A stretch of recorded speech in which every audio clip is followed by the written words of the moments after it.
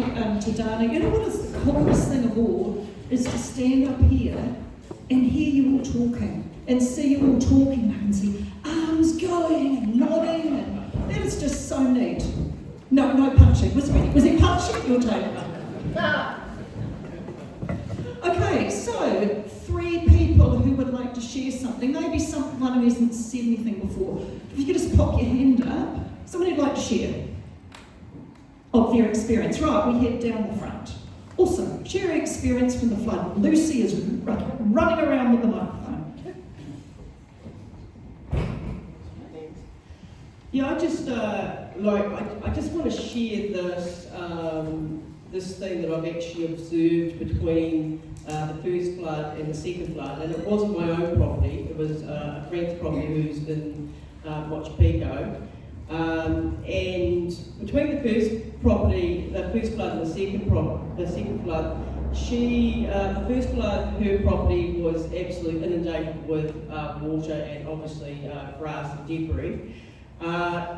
Between there and the second flood, which obviously was the bigger flood, was the second one, the neighbour, who is Bryce, actually took a heap of gravel out of that river because they had the resources, and the second flood didn't even actually get to her boundary, and that was just taking gravel out. So the council saying that it's a myth, that, you know, if you take out the gravel, it's not going to change anything. I've seen it firsthand, no, that it does change things.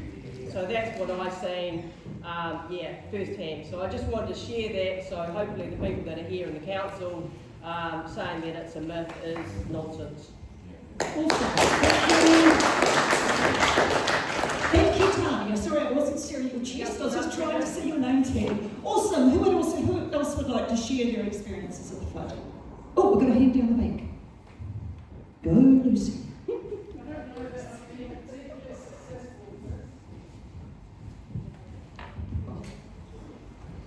Quite a little.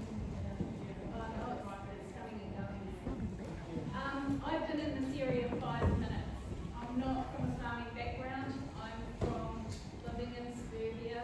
I bought a beautiful little place in Mirka. It's 1919 little house, and since I've been there 3 years, I've had water on property every year. One of the first things that I did when I came was look at the stream across the road and contact the council and say, there's a few issues here. Maybe you might like to do something about it. My drain next to my house is not particularly deep. I think it needs managing and looking after. And their response was, it's your own problem, you need to deal with it. So I think some of the issues here are with who's responsible for what and how. So in my own little way, I've tried to increase drainage in my property. But what's interesting is I've got a garage that was built probably in the 1980s, and that's been flooded every time I've had a flood. My little house was built in 1919. That's not been touched by the water. Nothing. So yeah, that's my experience. But I have to admit, every time it rains now, I'm thinking, do I need to prep to run? Yeah. Turn it on. Wonderful, thank you for that. Another person who would like to share, or a person, gentleman over here, Lucy's just going to run. This is why Lucy's our cat herders today. Yeah, thank you. I just want to talk about some of the stuff Dean talked about. Yes, we did form a committee. We haven't been told the truth most of the time through by the TDC. And when the TDC came up with the survey of the river and said that there was 680,000 cube above what there should have been in the river, and it was a gradient rate of 60,000 cube a year. And they then, when we went back to them and we had a meeting, I can remember having a meeting here where we agreed that you couldn't take it all out in once, but let's take out 200,000 the first year and trying to repeat that over 3 years. We had a TDC staff member sit through that meeting and never said a word, and then went away and scuttled it afterwards. We have a major problem with the TDC since they took it over from the catchment board days. And bear with me, I've seen those catchment board days because you can tell by how bloody old I am that I've lived alongside this river a very long time. So we still have this problem where we have our engineers, river engineers, that some of them actually share similar views to some of us landowners, but they have a major pushback from the environmental department of the TDC that has this view that you do not touch a river. Now, I don't believe that the volumes that we're dealing with in the modern floods are too much different to the 1877 old man flood. None of us know that. We do know what the volumes were in some of the early floods, 57 and some of those. We don't have them measured because the monitor at the Woodstock Bridge, I believe, was put in 69, I think that's correct, I might be wrong there. So we do have them recorded from then on. These two floods are big floods, I don't deny that, but it's about the volume of the water that goes down the river. It isn't about where it goes to on farmland. What has happened is some of the volumes, and we're going to get them again because we always have done, some of the volumes now are spreading right out over the farmland and houses and property and doing huge damage because the Mott River is absolutely chock with gravel. And I'll make another point. When you've got a huge beach in the river that drives the river, but it's through a diagram here for my friends at this table, but that beach drives the flow of the river into the opposing bank.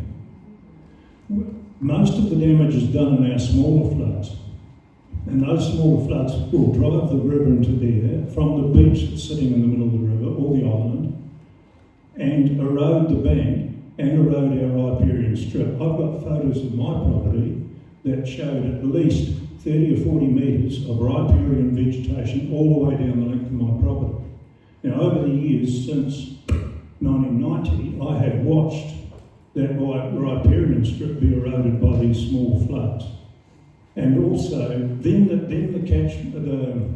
TDC nowadays throw a rock into that little pressure point, and I can tell you that every time you get another flood, that pressure point shifts down the river, and sometimes up to 50 metres. So if you take the policy that's currently being used, you're going to end up with a whole of the river rocked all the way, lost all our vegetation, which I believe is environmentally good. I used to see a river, I couldn't see the other side, I couldn't see the land on the other side because we had riparian strip both sides. Please forgive me, I'm just going to have my say once and for all. That's fine. Now we have what I call a nude river in many places, and it looks bloody terrible. And every time we get a small flood, the river jumps out and comes over and does damage and erodes way more. I'm in the same camp as Dean. If you have riparian strip, it takes the force of the river out. And all of us that farm near the river expect to have low-flowing clean water coming over our properties in a flood like we got last year in those two floods. We expect that. What we don't expect is to have the full force of the river coming over your property, dropping off rocks, logs, even rocks that the TDC had tied into the river, for goodness sake. Thank you. Okay, thank you for sharing that. It's really good to hear that history. We've got another idea here. Just give me 2 seconds. I was going to check it out for you to speak.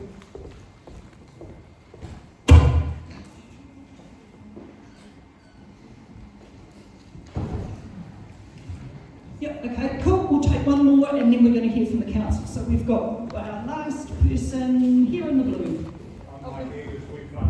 Hang on, give me 2 seconds. She's running with the mic. Awesome, thank you. I'm Mike Higgins.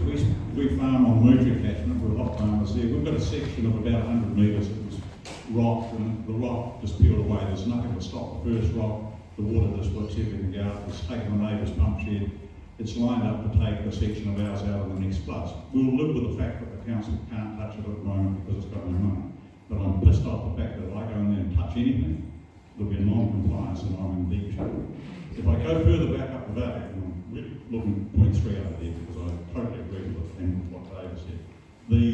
Go further back up the valley, we're into a section that we have, which is in the Rosedale catchment, which is big clay. Now, that's eroded out to the extent that we're going to lose hot garden this next time around. I can't touch that.